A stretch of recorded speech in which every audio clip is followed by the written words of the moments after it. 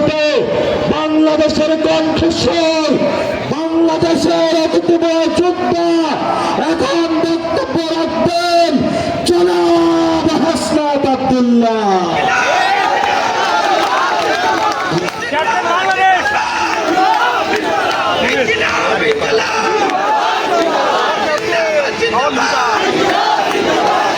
আসসালামু আলাইকুম ওয়া রাহমাতুল্লাহ। আমাদের এই পথযাত্রার মধ্যে এই গাঙ্গি ছিল না। আমরা শুধুমাত্র আপনাদের ভালোবাসা, আপনাদের আগ্রহ এবং এনসিপির প্রতি যে আপনাদের উচ্ছ্বাস এবং ভালোবাসা, সেটার কারণে আমরা গাংনীতে থেমেছি এবং আপনাদের কাছে এসেছি।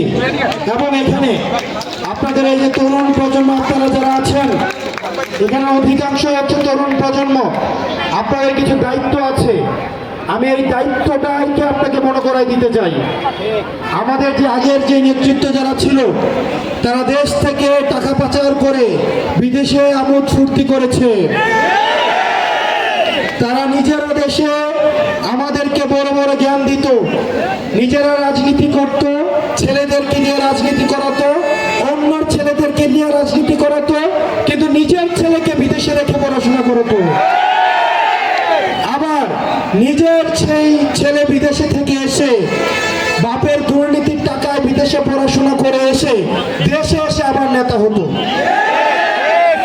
প্রিয় তরুণ প্রজন্ম, এখন আমাদের সময় এসেছে এই ভূমি থেকে যারা বেড়ে উঠবে, এই 56,000 বর্গমাইলে যাদের উৎপত্তি হয়েছে, বিকাশ হয়েছে,